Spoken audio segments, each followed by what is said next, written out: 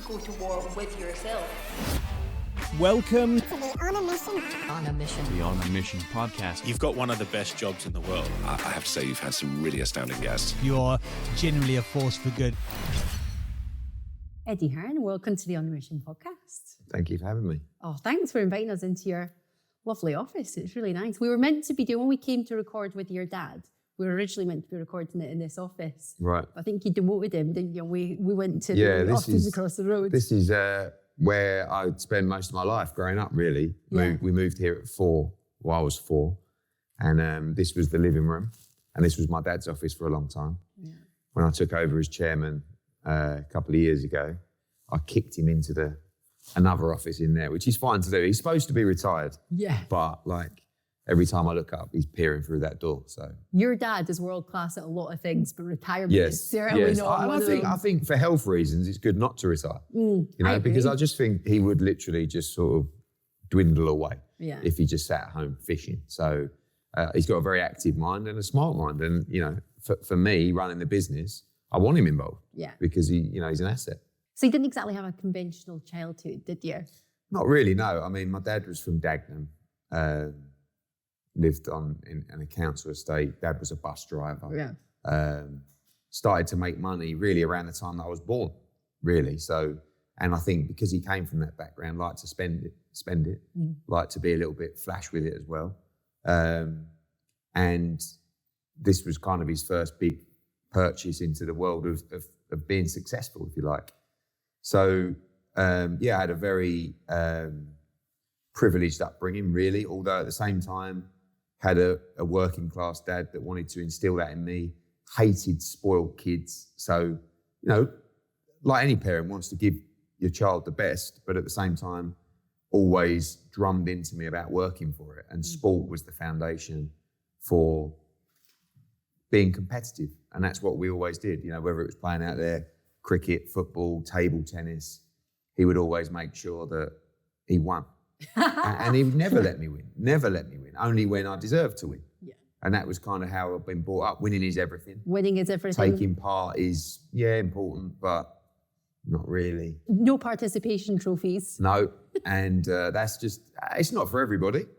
And, even with my kids, I find it difficult not to be that parent, like my dad was, because I have two daughters, so I want them to be competitive. I want them to understand the importance of winning. Yeah. But I'm probably a little bit softer on them than he was on me in that respect. Then you would have been, yeah. And by your own admission, you were a little bit of a twat growing up. You were in the private education. Yeah, it's hard not to be. I mean, I went to a private school that was full of people, well, other than my friends, that weren't really like me. Yeah. Although I had a successful dad, I was more like him than like the kids that went to the school. So I was Jack the lad, I was the sort of leader of the gang, if you like. Wasn't really much of a gang at that school, but and my world was going to boxing shows. My world was hanging around with Eubank and Naz and Frank Bruno, and so I had a bad attitude really amongst the teachers, because I kind of looked at the teacher as if to think, who are you? Last Saturday I was in New York with Nazim Hamid and and stuff like that. So I don't look back too fondly on my attitude as a child. But at the same time, no, it wasn't my fault. But my dad had 2 limousines that he would drive the boxers and snooks around. He used to pick me up from school in them, and looking back, awful, really. And I think anyone would have looked at me at school and thought, God, I don't like this kid, And but the best thing that happened to me, I actually and get kicked out of that school, asked to leave and not come to the 6th form. And that was the best thing that happened to me, because I ended up going to a college in Romford, and it just changed. People are motivated differently. I used to probably object to that strict nature.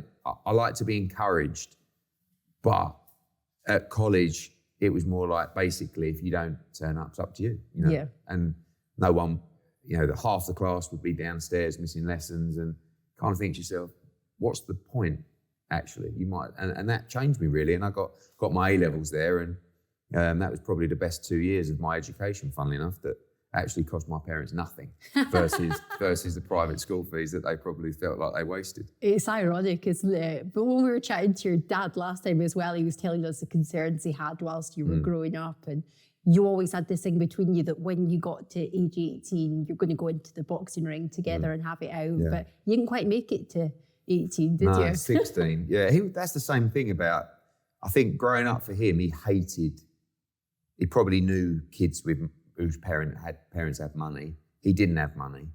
And he probably really disliked those kids. And I think that was always a fear that he had, that I was going to be one of them. Mm. So he just said, look, when you get to 18, I need to just take you into the ring and beat you up, basically, and just show you about, like, obviously we come from different backgrounds but I was tall and I was boxing myself. So at 16, he called it forward. I gave him a good pasting, and it was funny because it was probably like his proudest moment. Yeah. And it was in the paper the next day. Like, he spoke to all the media about something else, and he couldn't stop telling them, "I was great.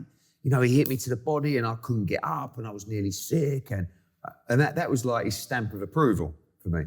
These things, every parent's different.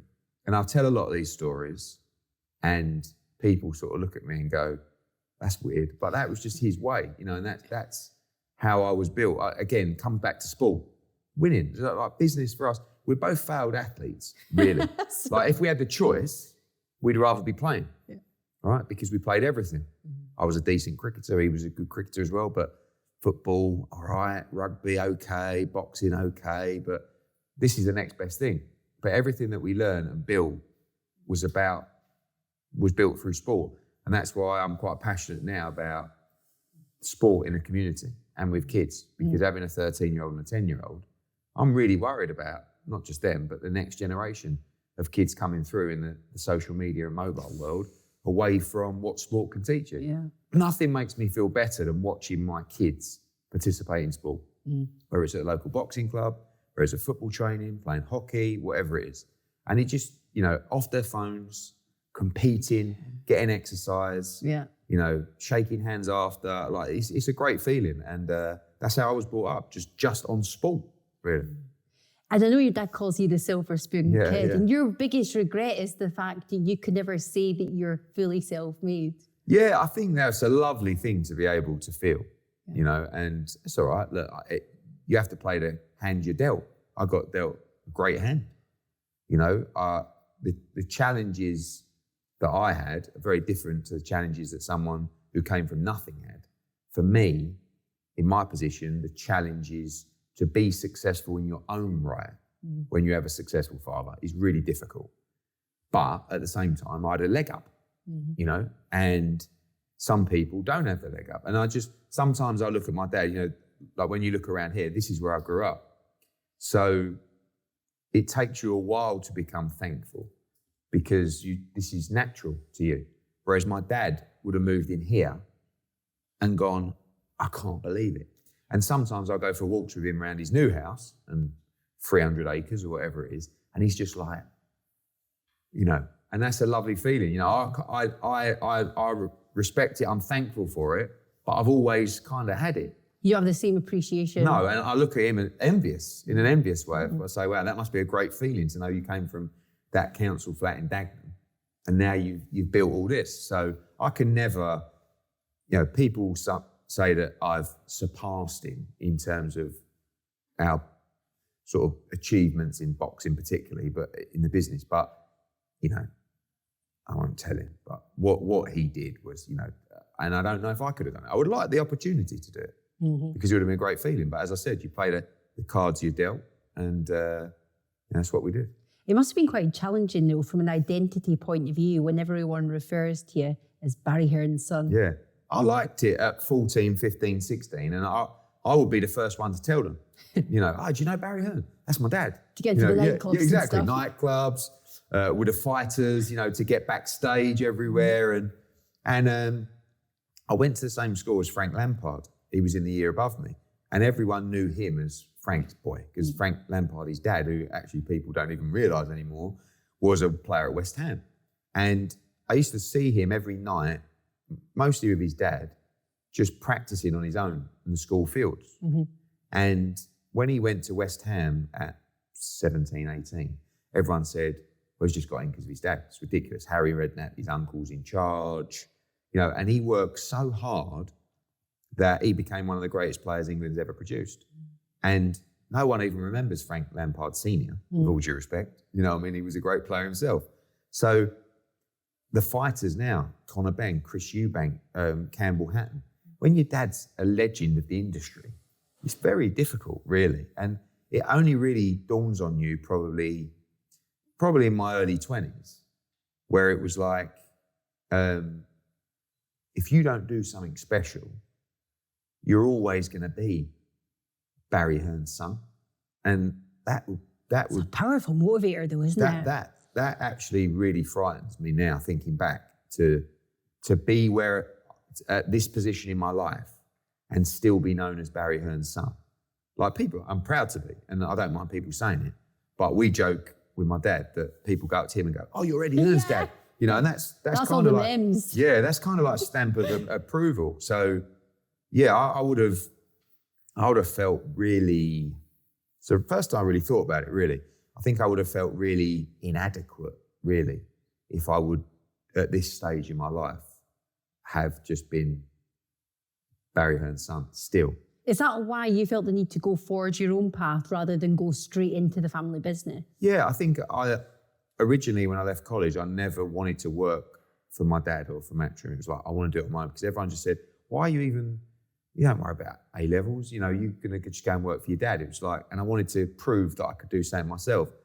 But as I started working in the industry, I kind of felt like, why are you putting all this energy into this company when your dad has built this, business, and it's kind of like your obligation to go and do it. It's not like, whether you want to or not, you should as his son. If you're working in sports particularly. But I wanted to get the ground in, and I wanted to prove that I could do it myself, or not at that level, but certainly go out but even when I went for the job interviews, I was working for a company that was much smaller than Matchroom. And I sat down and the guy's going through my CV and he's like, "Can I ask you, are you related to Barry Hearn?" And I'm like, "It's my dad." And he's like, what are you doing here? And I say, I don't want to go and work for him, etc. So, and at the time, we weren't a small company, but they were based in Romford, and I wanted to go and work in London.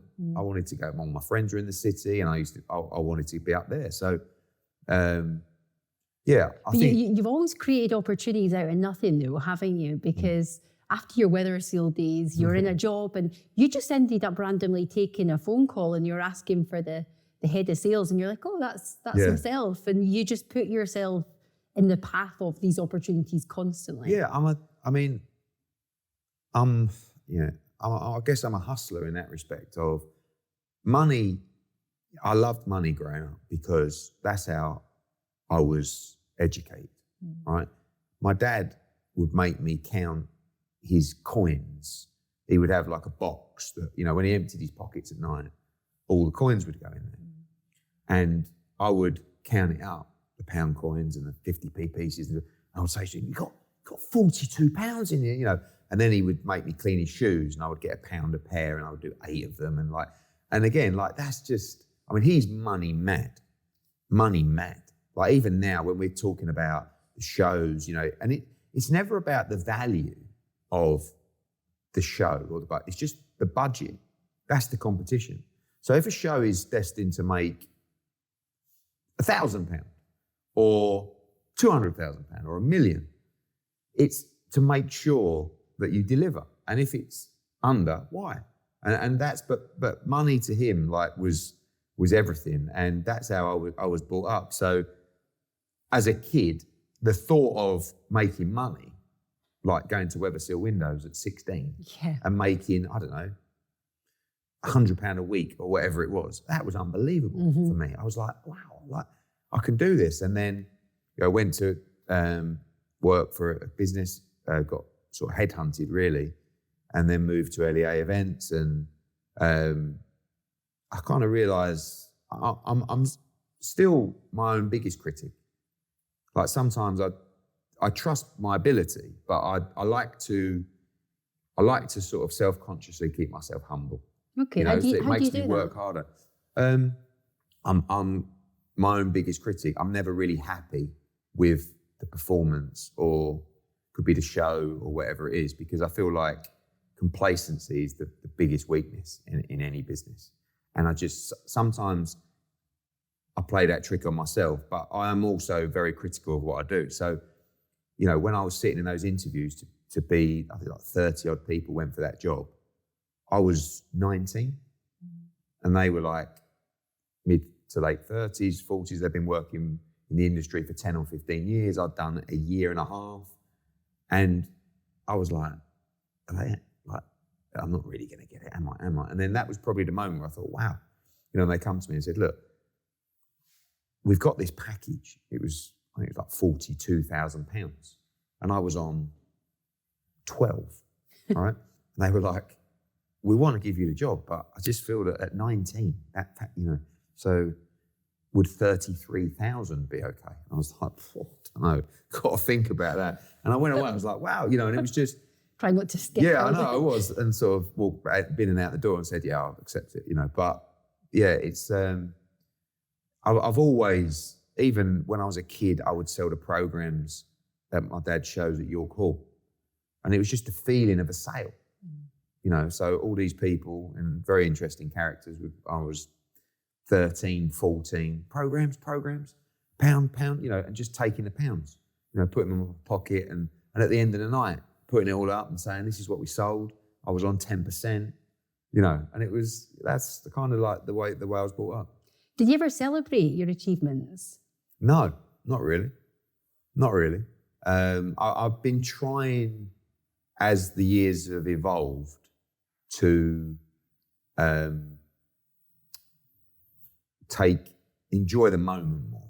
Not really celebrate the achievement, but enjoy the moment more. My dad, very different to me in that respect. Like, if he had a good show, or if someone won a big fight, he would go. I've seen pictures of him in, after the snooker world championships, tie everywhere, champagne up, and like, I don't know why I don't do that really. I go back to my room, in the hotel, and I'll read and watch social media and the clips from the night, and it's a big down. When you do a big show and all week for 8 weeks you've been building it up, you've been selling it, you've been doing interviews, and you do the show. Hopefully you celebrate a great show and a great win. That for me is then when you have the big down, back to the room, quiet, sort of, was that it? Because you kind of built that moment up. And the problem is, one of the problems with sort of chasing success and what is success is you're never really happy, and that's the danger. And everyone I spoke to, when I do my podcast, it's kind of said the same thing, whether it was Frank Lampard, when he said, I won the Champions League and I lifted the trophy, and I was like, can't believe I won the Champions League. And it was like, right, that's done. We've got the Premier League next week, now I've got England. And Mo Farah said when he won Olympic gold, it was like, yeah. And then like the next few days, it was like, right, how do I break that time? And you've got to be careful of doing that, because one day you look back and say, I never really enjoyed it, did I? I never really celebrated those moments. But at the same time, I think if you're chasing greatness in whatever you do, that's just what people are like. I see that similarity. Everybody I speak to in those fields says the same thing. You never see them go out, the great ones, go out and go 2 weeks celebrating and, because they're thinking all the time. They're thinking about their competition. They're thinking about how they can improve their performance, and they're thinking about the next challenge. Mm-hmm. And that's the same for me. As soon as a fight's over, I'm thinking about next Saturday, where that is, or that fighter could be AJ. I remember when AJ beat Klitschko at Wembley, one of the greatest nights ever in boxing. Went back to the hotel, and but I'm sort of having a couple of beers, but I'm thinking, I'm not talking to people, but I'm not really engaging in the conversation. I'm thinking, this governing body's going to put a mandatory on us tomorrow. That promoter might try and do that, and what we're going to do next for AJ, and it's just spinning dozens of plates. So you actually go through the same process, win, lose or draw? Yeah, pretty much. It's similar emotions. I mean, obviously, I live in, social media is toxic. Yeah, I mean, Twitter's so bad, but like, it is still, 95% of the comments that I'll get are negative. It's just the world. But you want nice comments. I like to say, I'm not bothered, I've got skin like a rhinoceros. And to be fair, I can really take stick. But there's nothing like positive comments. I mean, when someone messages me and says, I love what you're doing for boxing, that was a great show. I had a great night tonight. Thank you. That's a great feeling. When someone leaves the arena and says, wow, I paid my hard-earned money, I had a great night of entertainment. Oh, great, that's a great feeling.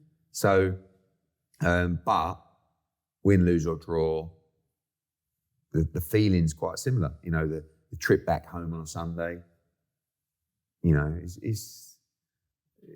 it consumes you. It really does, and then I'm trying, as I get a little bit older, just to let it consume me less. But very difficult. It's a bit of a paradox, isn't it? Because it was your relationships with the fans and your social media following that's been a huge contributor towards the success that you've had. But when you live in that space constantly, I mean, what's the ratio of positive to negative comments that you get? Probably 95% negative. I mean, it depends what platform. If it's Twitter, Instagram different, but you can't really, it's a crazy world that you live in, that someone who you don't know, who could never achieve or operate at the level of, or have, the workload that you do, you are able to say something to you that could actually influence your mood or your day or your decisions. So when you break it down like that, you can't let this infiltrate you. But when you're passionate about something, and when you care what the fans think, you do. I do. I'm guilty of that a lot. And sometimes I won't take a break from social media, but I just, I've turned my comments off now. But I'll still look every now and again because I need that feedback. Yeah. I need to know what the market and the fans are actually thinking. But those same people that might say something online when they see you at a show, ask for a photo, and it's a toxic world. And that's what I try and teach my kids as well, that, it's not real. So, but I think it would be a better life to just turn it off. Yeah. Because actually, the only way those comments can infiltrate you is if you see them or if you read them. And if you don't read social media, you don't see them. I mean, I don't walk out and go for a coffee and some bloke's going, "You arsehole, Hearn," so like, in fact, they'll go, Eddie, and it's actually a better energy. But if you sit there going, oh God, how can you not be in a bad mood? Yeah. So really, you are what you consume. Yeah. And that's also what I tell my kids, and especially now with algorithms. You only have to, I was talking to my daughter about something the other day, and she was talking about someone at the school who's got depression, talking about self-harm. Next thing, you're on a TikTok and it's all kids on TikTok talking about depression and self-harm. And it's like, it's just in the same way that if you're talking about a trip to Greece, next thing, it's all coming up on and it's an infiltration to make you think in a specific way. That's what's happening now across social media. Yeah. So whether they want you to go to a specific holiday destination, or whether you're talking about a topic that now all of a sudden you've got to be very careful, because that will start to affect your decisions, and it will start to dominate your life and perhaps take you off track. Yeah, it's something I'm really precious about now. I used to be terrible for it, but the first hour of the day, it's 100% no phones, no social media, no emails. I've read that. I'm not mastered that yet. I mean, I'm trying, as I've got older, I've taken much more care of my health. I train every day. Talk about the ice bath. So I do all that, and sleep is a big problem for me. I try, but phone is my biggest problem. Because it's a natural thing for me to wake up in the night and go, we're working in different markets different as well. So we're UK, Australia, America, Mexico, and I'll wake up in the night and think, I wonder if that's come through. Boom. Next thing, I'm checking, I've got a dozen WhatsApps going through them. Next thing, I think, I'll just see if anything's happened on social media. And next thing, it's 45 minutes where I'm up, and last night I did it at 1:45. I went to bed at 11. And then, I end up getting my time, but it's the quality of sleep. And for me, that's just about being the best I can. And it's about workload, having the engine to do what I do. That's the key, because people have always said to me from when I started work, you know, I used to represent golfers on the PGA Tour, European Tour. I would fly in from somewhere in America. I would come back or meet my mates. And this is at 21, 22, we were out all the time. I would go out till 4 o'clock in the morning. Then at 7 o'clock in the morning or 6 o'clock, I would drive to Birmingham, to the Belfry, to another golf tournament. And they would just say to me, how do you do that? And now everybody says the same thing. It's probably the common thing is, you're everywhere. How do you do that? And the answer is one is a passion for what I do and a will to win. But also now it's more about looking after myself so I can actually do that, because it will kill me. I mean, that's ultimately like, you know, we've got a history of heart problems in the family, and, you know, my dad was a smoker and his dad was, and I'm not. And, you know, we always make sure that we get regular checks, but ultimately it will kill you if you don't look after yourself, and you'll regret it. So for me now, that's a big part of what I do, you know, is actually staying healthy.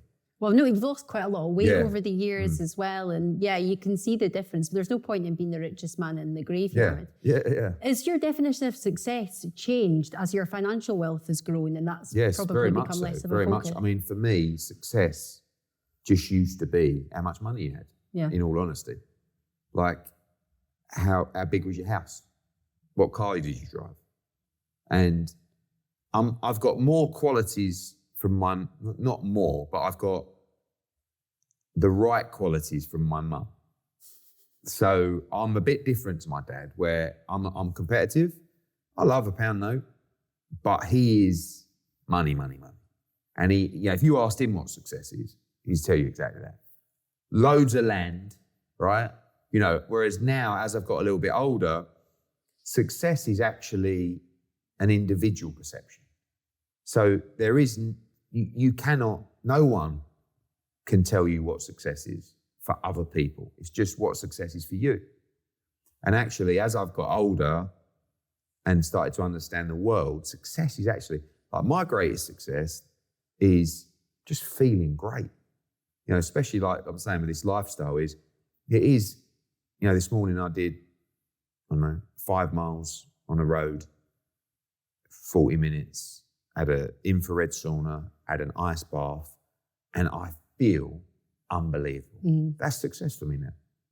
Do you know what I mean? Yeah, like, absolutely. and I would never have said that, maybe even 5 years ago. But if I said that to my dad, he would go, "Shut up." What? That's just, you know, I've said before to my dad, you know, like the Conor Ben situation, stuff that gets you down.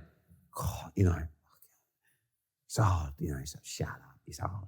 What you do is you look yourself in the mirror and you say, as far as my dad's concerned, the way to solve mental health is look yourself in the mirror and say, I'm great, you know, I feel great, you know. And I said, it doesn't work like that, you know. So, but that's definitely success. Success, I used to think that if you lived in, you know,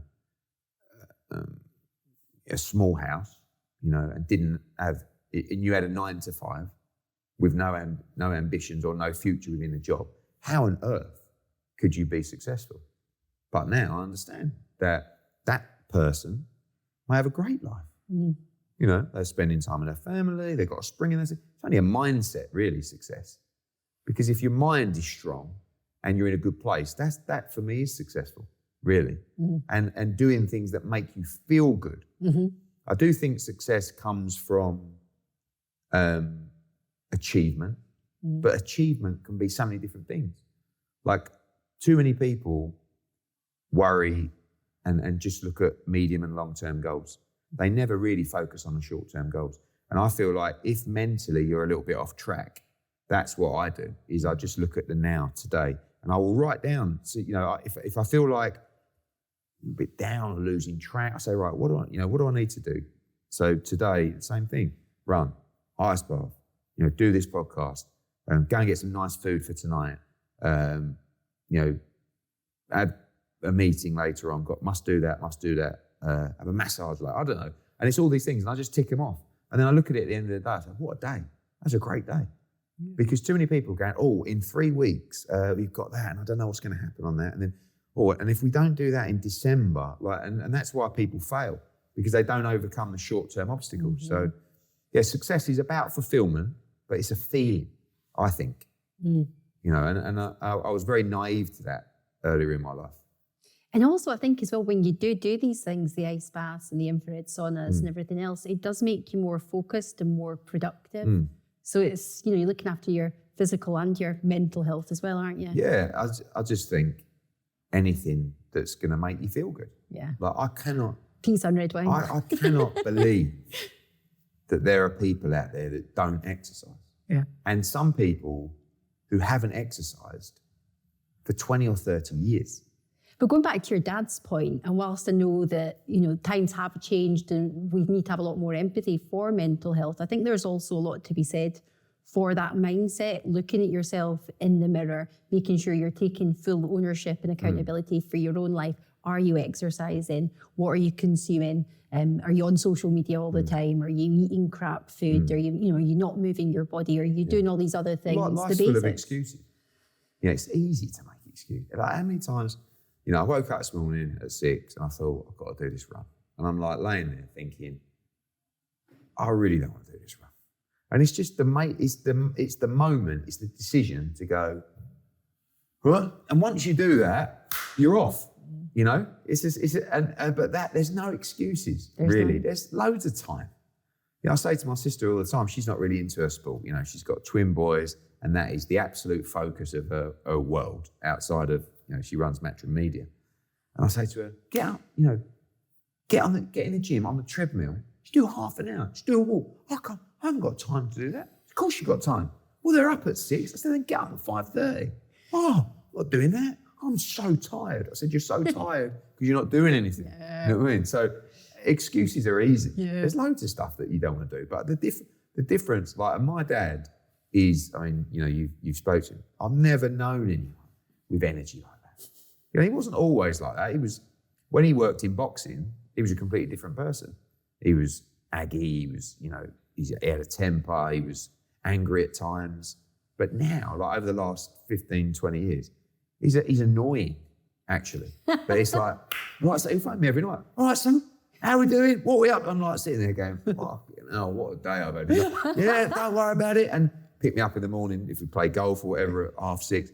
All right, yeah. And you're like, you know, but he's one of a kind, you know, and... Why did your dad get so disillusioned with boxing, having such a high vibration? I mean, it's like, we run a business full of honesty and integrity. We don't lie. We don't knock people for money. We don't cheat on people. And boxing is completely opposite. So you become so frustrated because we're all in people. So if we've got your back, we've got your back. And sometimes fighters will leave.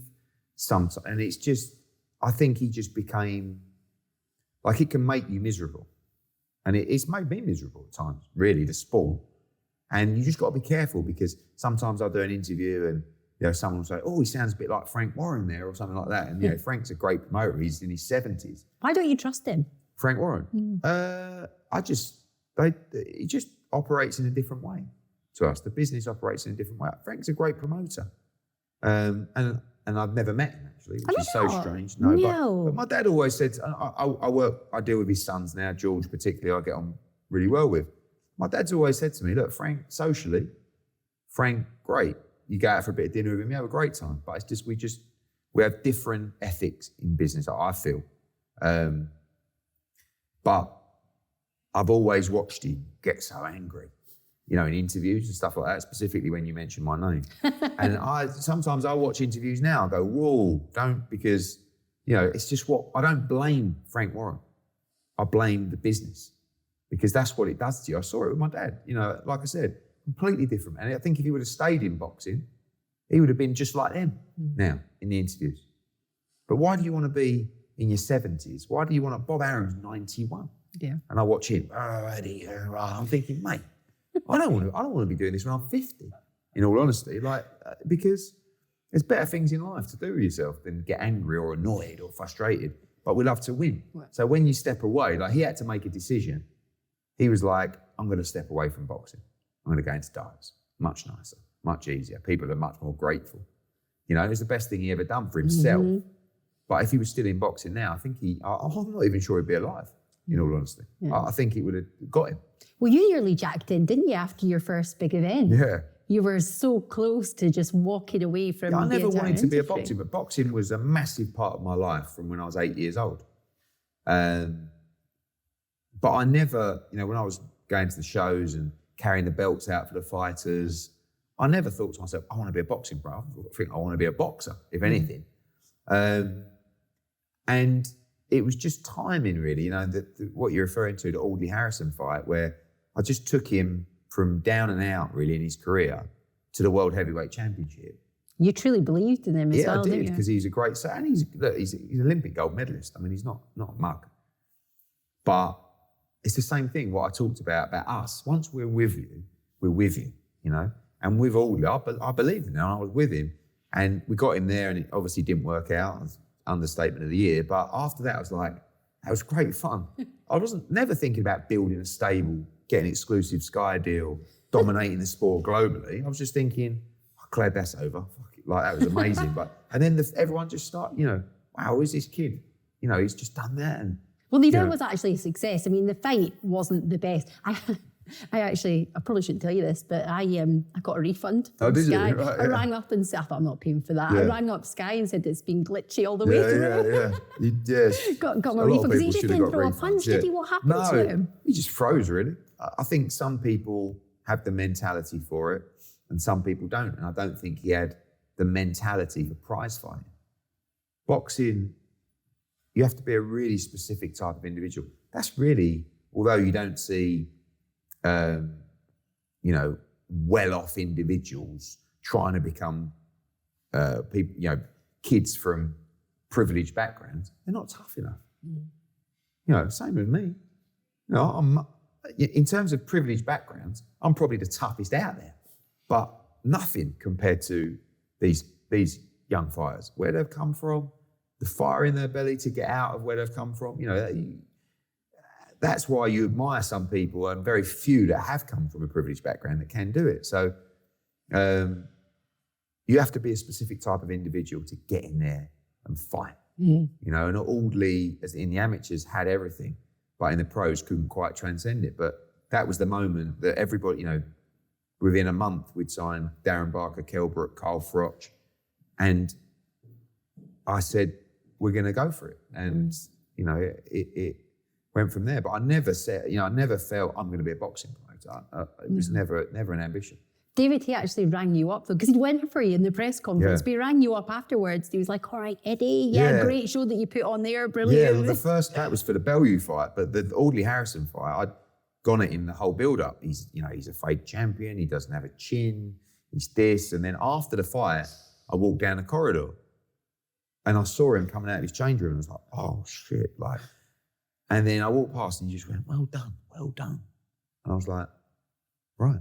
And then I understood the game, and actually fast forward a few years for the Hay Bellew fight, he just slagged me at the press conference and then phoned me up like afterwards going, how good was that? You know, and it's just, it's theatrical. Well, I mean, as a promoter, you do want the drama to a degree, but I think it might have been in the build-up to the Bellew fight that David Hay he might have been during the gloves are off, he was pretty ruthless in terms of what he was saying. You've seen things like it's going to be more one-sided than gang rape. Make sure you kiss your kids goodbye. That was in the Audley Harrison fight as well, actually. It's mad, like, when you look back on that now, and there was a little bit of controversy about those statements, but now if that was said, the fight would be cancelled, probably. You know, and he would be cancelled, that's for sure. I remember hearing that comment and I never watched another David Hay fight after that. I completely switched off to him. I thought there's a bit of banter and there's a bit of PR. I actually, someone played that clip to me the other day and I was like, you know, obviously now there's a lot more focus on what people say, and it's difficult. It's difficult for the older generation. It's difficult for my dad. You know, he's the most honest, brutal, and he'll say exactly what's on his mind. And really, you can't anymore sometimes. In certain environments, you have to respect people's opinions, and that's the new world for him. And that's why I think he will be around now in boxing to do it. You know, but yeah, certainly. But again, some fighters say things, Sometimes they'll come together at press conferences. With you in the middle. Yeah, but you have to understand they're not normal people. You know, you're the antagonist, really. You're putting them together face to face. He said that, he said that. They've been training for 12 weeks. They've been making weight. They're ready to fight. So you've got to be careful. Is there a part of you when it all kicks off, like when Chisora flipped the table and when they went for each other during the gloves are off through the first one, is there a part of you thinking, yes, this is going to be TV gold? Yeah, not at the time. But like, because it's, you know, I mean, when he picked up that table and slung it, you know, what I was thinking was, it was unbelievable because he stood up and I thought he was just going to flip the table. And he picked it up and just slung it. And it was a heavy table. And, and at the moment, and afterwards, people will sort of say to me, I bet you put that together. It's like, I approached him 30 seconds later. He wanted to kill me, and I was petrified. So I ain't playing games. Like, I'm not, there was no joking around. But afterwards, obviously, when it's everywhere and it's front page of the paper and it's like, ticket sales are good. Yeah, exactly. So, but you got to be careful because again, you can't really provoke these guys, like, because something like that can happen. And if I've not been chinned yet, but it could happen. I feel like the tide's turning because people like KJ represent the sport so well. And the way that before the Klitschko fight, they were so respectful towards one another. They were just, it was just very polite, but yet it didn't seem to take anything away from the build-up. It was such a huge fight, great atmosphere from start to finish. So to me, that just proved that you don't necessarily need to sling the mud to that degree. Yeah, I think AJ was the first fighter ever where young kids actually said, I want to be like, and when you talk about Naz and Eubank, huge stars, but did the kids really turn to boxing because of those? Or, AJ was a hero. Obviously, he won gold in the Olympics, which is a massive leg up as well. But he represents and represented the sport so well that parents, grandparents, I want my kids to have the same values as Anthony Joshua. They've been around it, and it's the greatest thing, just because you don't realise the power that people like that have in terms of how they can change someone's life.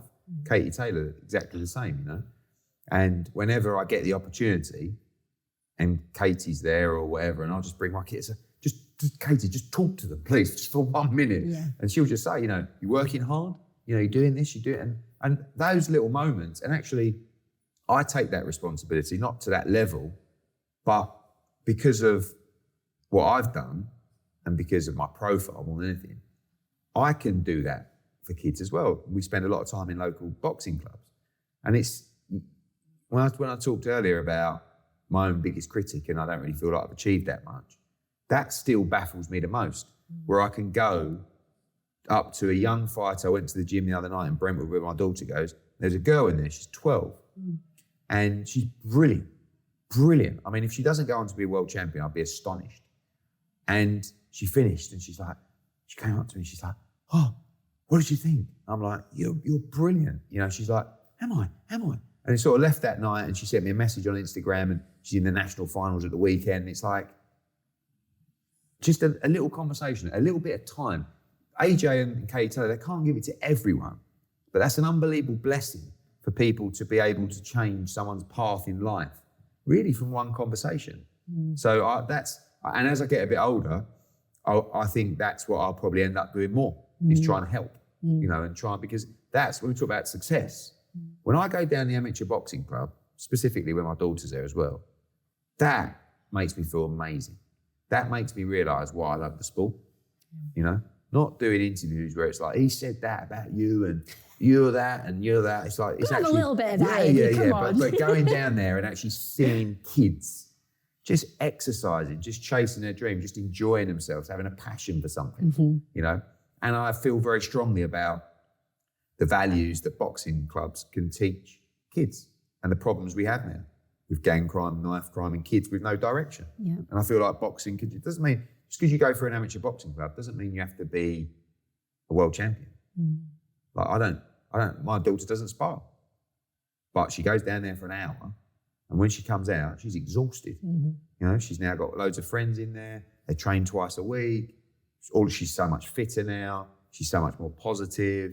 You know, boxing's boxing, but you know, just I think kids in general, making sure that they participate in sports. Yeah, I've heard you talk about the first time that you became aware of AG. Well, you were actually made aware of him a couple of months previously, but when you walked into to where he was training, In Sheffield, you could just hear that punch back. Yeah. I was with Carl Froch and Rob McCracken, who is his trainer, also head trainer for the GB squad.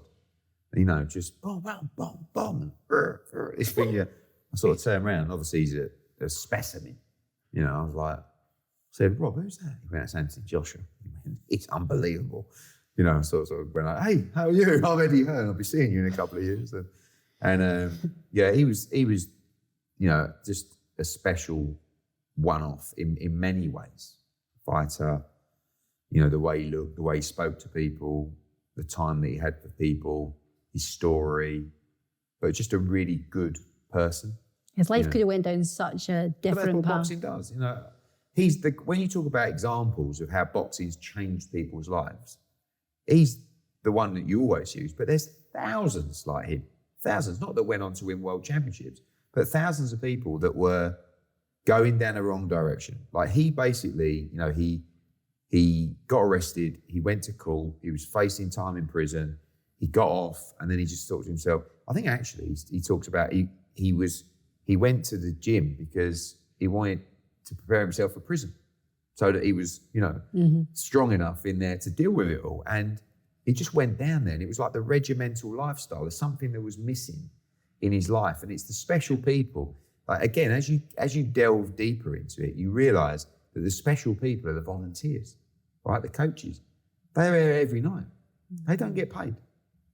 They're there every night, giving up their time, 6 p.m. till 9 p.m. every night, and they don't turn around and go, "Oh, I can't go tonight. Don't fancy it." They're there every night, and those people. Johnny Oliver and Sean Murphy and people like that down Finchley, they're the people that changed his life. And luckily he was very good at it and went on. But even if he wasn't, it still would have changed his life. Those kids that are in those clubs are not getting into trouble. No. They're not getting into trouble. And that's the difference. We also represent Katie Taylor. She is an absolute hero. What she's doing for women in boxing is just absolutely next level. But she always had those aspirations. She walked into your office day one with ambitions to sell out Madison Square Garden. Yeah, we sat here. I mean, she sent me a message on Twitter just saying, look, when she won gold in 2012 in London, it was one of the best atmospheres I've ever seen. And I thought about her turning pro there, but she wanted to go to Rio in 2016. And then when she finished there, she wrote to me. And there was no market for women's boxing. So I wasn't really, interested. I was a little bit curious, but it wasn't as if, you know, the paying public or the broadcasters were saying, we want women's boxing. And but when I sat down with her in here, I've never been so motivated to help or to try something or to change something. Or when she started telling me stories about how boxing was banned for girls in Ireland when she was an amateur, and she used to walk through the doors of Bray with a head guard on to pretend she was a boy. And in the amateur tournament, she was Katie Taylor. She was fighting boys because girls were banned from boxing. Then from there, when they started opening it up, she wanted the IOC, the Olympics, to allow women to fight in the Olympics. They said no for years. And in the end, I think they'd had enough of her and just said, look, come and put on, we'll get a ring and put on an exhibition fight and find another fight. And she brought another girl who's like one of the top fighters. And they fought in front of the IOC. And the IOC just went, wow, you're in. So 2012 was the first year that female boxing was allowed in the Olympics. She won gold. When she won 5 world championships, 6 European championships, Olympic gold. And when we started with her, everyone laughed at me, and everyone was like, what are you doing? Oh, it's awful. And I said, just watch. And on the first fight, she stopped this girl and everyone was like, wow, even my dad. My dad's the same mentality as Frank Warren and Bob Arum. Girls just don't box. Don't box. Why? I said. I mean, it has helped me having daughters. But it's just like, why? I mean, actually, when you look at girls' football now, one of my daughters is a very good footballer. It's not really in their school, right? They do have a football team, and it's like, why? How can girls, how can it actually, I never thought I'd actually find myself saying this. Why is boys football and rugby or cricket and girls is hockey and netball? Do you know what I mean? Why now, with such a successful England women's team, should girls not get the opportunity to play football? You know, but 10 years ago, even I would never have said anything like that. But it's just, Katie's educated me, really. And also, the amazing thing is the quality. And you know now, you can watch a Katie Taylor fight. We're going to sell tickets. We're going to drive audiences, and that gives it longevity. It's not. There are too many people in the sports broadcast world, particularly, who use women's sport to tick boxes. Women's boxing is there on merit from an entertainment aspect, and that's what will give it longevity. Absolutely love it. Does more need to be done to reduce the pay gap between men and women? Yeah, I think we are really getting there. There's a difference. A women's world title fight should not necessarily carry the same purse as a men's world title fight. It should just be about the value of the fight, regardless of sex. That's why Katie Taylor earns more than men world champions now, because she sells more tickets, because she drives more viewers. Whereas when she started, we were miles out. You know, we actually talked about it with her the other day. She's very passionate about it. She would say to me, do you remember when you paid me that? I said, yeah, but you got to understand the demand wasn't there. Now it is. That's equality. When two people have the same commercial value and get paid the same amount of money, that is equality. And, you know, she's well on the way. She's making a lot of money. She is. We need to get her on the On a Mission podcast. Yes. Now, before we wrap up, I've got a quick fire round of questions for you. I've never actually done this before, but I thought it might be fun. Okay. There's a couple on here I'm desperate to know the answer to. So, okay. If you could fight with any boxer, past or present, who would it be? Blimey. One that wasn't very good. So I wouldn't. Jake Paul, maybe something like that. I don't know. Just on a side note, what do you make of Jake Paul running away from Floyd? I think I've done some YouTube stuff. I'll never do it again. But Jake Paul isn't really YouTube. You know, I feel like he's actually a professional boxer now. He's not going to go on and achieve championships and stuff like that. But he's not terrible. He's better than some professional boxers. So, you know, and then the YouTube stuff, I think it does a job. You know, as long as we make sure people understand the difference between the two sports. But probably Jake Paul. Actually, because he's probably, he'll pay me very well and I might win. What about Jake Paul running away from Floyd Mayweather? Yeah, that was a bit embarrassing. But again, that goes back to the background and the type of people that you are. Like, no fighter would have done that. I probably would have. Do you know what I mean? And Jake did, but it shows you the background and the mentality of a fighter. It does. So what would your music be for the ring walk? I don't know. Probably some kind of like 90s hip hop that probably I listened to growing up. I don't know, like NWA or Nate Dogg or something like that. Who's been the most challenging boxer you've ever worked with? Maybe Derek Chisora. Like, yeah. He's got better as time's gone on, but yeah, he's always looking for an edge and always on a wind up. So, but he's a good guy. Most embarrassing moment of your career? Probably the Audley Harrison fight, really. I remember as well when AJ lost to Andy Ruiz, I thought we'd sold out Madison Square Garden, so I'm going to wear a tuxedo, right? Bow tie. And when he got beat, I thought to myself, I'm never wearing this again. You know, it's the only time I've worn it. And there was one moment, it was a James DeGale fight. I got in the ring and I split my trousers. Oh, no. I don't actually think I've ever told that story before, but it's just sort of come back to me now. So I went through the ropes. And I was a bit larger at the time. And I just went, like that. And I've sort of gone like that. And you know, like when you put your hand there to sort of see how big the split is? And I'm like, I sort of felt my hamstring. And it was right down the back. So like I had to sort of shuffle around. And then when I had to get out of the ring, I was like, you know, then went back to the change room and told everyone. And it was a source of good laughs. What about the time that you jumped into the ring? Against Tony Bellew? Frotch fight. That one when he just, mugged me off. It's like, Tony, we did it. He's like, yeah. He wanted to go and check on David Hay. who'd been slagging him off for 3 months, you know? So, yeah, that was another. What were you going to say about the Frotch one? I jumped in the ring early. The ref went like that, but then he gave the guy a count. But I was already through the rope celebrating with Frotch, and the fight was still going on. So there's been plenty over the years. What's been the highlight for you? Maybe Katie Taylor against Serrano at Madison Square Garden. You know, AJ Klitschko, very difficult to beat. AJ beating Ruiz in Saudi Arabia to win the titles back. Frotch Groves at Wembley, kind of first one that kicked everything off. But Katie Taylor maybe, you know, I think, because that was like, AJ was Olympic champion, great fighter. You know, still what he achieved was incredible. But Katie Taylor, like if you'd have talked at that meeting about what she's doing now, you'd have said, no way, like impossible. Yeah. So yeah, that might be the finest moment. Absolutely love that. I remember as well, I watched both the Frotch Groves ones. I'm probably your typical avatar. I just like the big fights. You know, I'm not a massive boxing fan. I love watching the big ones, but I just like all the sort of showmanship around it. I like the scandal, the controversy. And I was also a team Groves after the first one. But it was all the build up to the second one. You know, matches can be won or lost in the dressing room. I'm interested in psychology and high performance and people and success. And I knew categorically before they walked into the ring that Frotch had that. You could tell from the gloves are off. He'd been seeing a sports psychologist. Like Groves just looked unhinged. He didn't have the emotional intelligence. No, he lost the plot a little bit, Groves, from where he was in the first fight to the second fight. But Frotch was a strange character from a mental perspective. Really didn't believe in himself, always doubted himself. I remember that afternoon before that fight, I would always go and see him. He just needed that reinforcement all the time. You know, like literally he'd go, so this is like 3:00 on the day of the fight.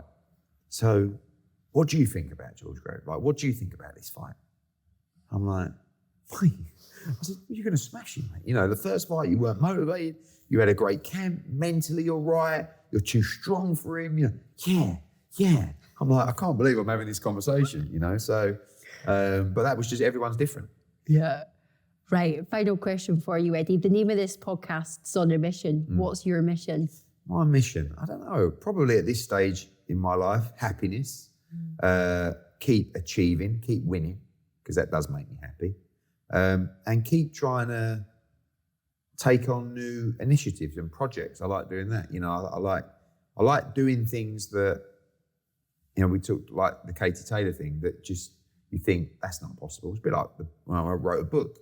Yeah. I thought, never write a book. I wrote a book, you know. Good book. A lot of TV stuff that we're doing now, you know, I might venture out into a few different avenues and I don't know, just have fun really. And I think try and create a bit of a legacy and try and inspire the next generation and leave behind something other than just the business, you know, in terms of what you did. Because like I said, if I have any kind of ability to change someone's direction, I should really use that and help with that. And I think quite passionate that the country, I think, is in a terrible state at the moment. And I don't think anyone's saying if we don't do something now, we're going to have a major problem. So I just hope that they can sort of understand the roles that sports play and boxing in the communities. And if I can help be a voice for that, then I'll make sure I give my time. Is there an end goal? Not really. No, I think you know, you never know when your last day is on this earth. So I think just the end goal, I suppose, is about being able to look back and go, I had a good life. You know, I gave it everything. The one thing that in my mindset at the moment is time. You know, and it's like, I'm 44 this year. So it's like, wow. And I was talking to someone about something that happened 20 odd years ago. And I thought that honestly seems like yesterday. And it just makes you think about almost like, quick, do it now. Do you know what I mean? Before it's too late. And I guess as you hit 50 and 60, that becomes a stronger feeling. So I just want to make sure that I can do enough, achieve enough, and get enough experiences to look back on and go, do you remember? Because I think memories are everything as well. Not just in the shows, but could be, you know, places you go, experiences you have, fun that you have, you know, seeing your kids do certain things. They're the things that when you're hopefully 90 odd and you're sitting there, you know, and it's your time, you go, you know, they're the things you look back on. Not necessarily how much money you got in the bank, but it's not really about the money, it's about winning. But memories are nice too. Brilliant. Eddie, it's been an absolute pleasure. Thank you.